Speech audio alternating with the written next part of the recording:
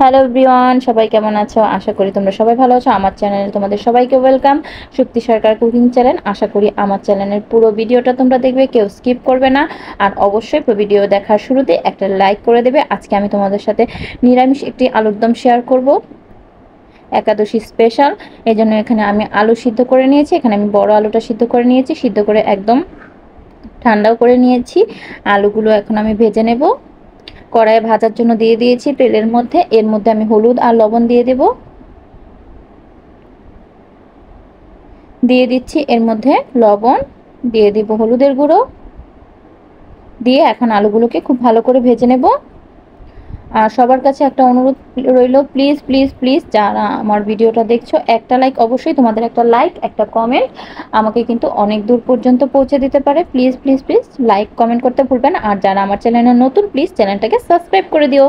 এই তো আলুগুলো ভাজা হয়ে গেছে, এগুলোকে এখন নামিয়ে নিয়েছি। এখন এই কড়াইয়ে আমি আবার তেল দিয়ে দিয়েছি, তেলের মধ্যে দিয়ে দিয়েছি শুকনো মরিচ, দিয়ে দিলাম তেজপাতা। এগুলোকে আমি এখন একটু ভেজে নেব। এগুলো ভাজা হয়ে গেলে এর মধ্যে দিয়ে দেব গোটা গরম মশলা, এলাচ দারচিনি, দিয়ে দিলাম এলাচ দারচিনি। এইগুলো একটু ভাজা হয়ে এলে তারপর এর মধ্যে গোটা জিরে দিয়ে দিব। গোটা জিরেটাকেও আমি একটু ভেজে নেব। ভাজা হয়ে গেলে এর মধ্যে দিয়ে দিয়েছি জিরে বাটা, দিয়ে দিলাম আদা বাটা। এখন মশলাটাকে একটু ভালোভাবে কষিয়ে নেব যেন জিরে আদার কাঁচা গন্ধটা চলে যায়। এর মধ্যে একটু জলও দিয়ে নেব।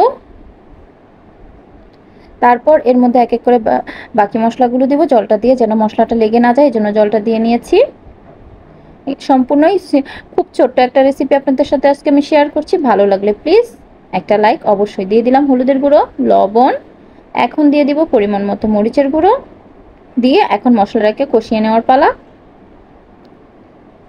মশলাটা আমি এখন কষিয়ে নিচ্ছি। মশলাটা খুব ভালোভাবে কষানো হয়ে গেলে তারপর এর মধ্যে আমি দিয়ে দেব ভেজে রাখা আলুগুলো। আলুগুলো দিয়ে মশলাটার সাথে খুব ভালোভাবে কষিয়ে নেব এবং আমি এই চামচটা দিয়েই আলুগুলোকে ভালোভাবে ভেঙে দেব। এইভাবে সবগুলো আলুকে ভেঙে দেব, না হলে কিন্তু খেতে ভালো লাগবে না। এখন এটাকে খুব সুন্দর করে কষিয়ে নেব।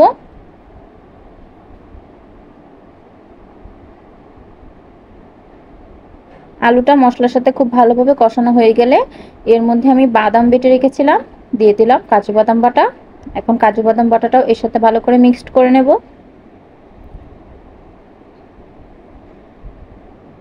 কাজু বাদাম বাটাটা দিয়ে কষানো হয়ে গেলে তারপর আমি এর মধ্যে দিয়ে দেব লিকুইড দুধ। 1 কাপ পরিমাণ লিকুইড দুধ আমি এর মধ্যে দিয়ে দিচ্ছি ঢেলে। লিকুইড দুধটা দেওয়ার কারণে কিন্তু আলুর দমে একটা ক্রিমি ক্রিমি ভাব চলে আসবে। এই আলুর দমটা কিন্তু রুটি বা পরোটা আপনারা যে কোনো জিনিসের সাথেই খেতে পারবেন।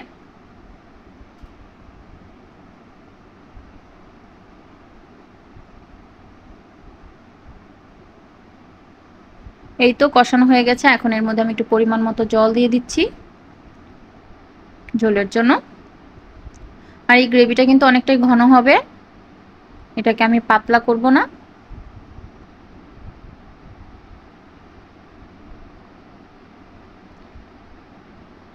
এই আলুর দমটা কিন্তু লুচি পরোটা এটার সাথে একদম জমে যাবে, ভাতের সাথে তো খাওয়াই যাবে। এখন এর মধ্যে কয়েকটা গোটা কাঁচামরিচ দিয়ে দেব, দিয়ে আর 2 মিনিট এভাবে রান্না করে এখন এটাকে নামিয়ে নেব, গরম গরম পরিবেশন করে নেব। এই তো আমার রান্নার ফাইনাল লুক, একদম রেডি হয়ে গেছে আমার নিরামিষ আলুর দম। কেমন লাগলো অবশ্যই একটা মিষ্টি কমেন্ট করে জানাবেন। আজকের মতো এ পর্যন্তই, আগামীকাল দেখাবে নতুন কোনো ভিডিও নিয়ে, নতুন কোনো রেসিপির সাথে। পর্যন্ত সবাই ভালো থাকবেন, সুস্থ থাকবেন, টাটা।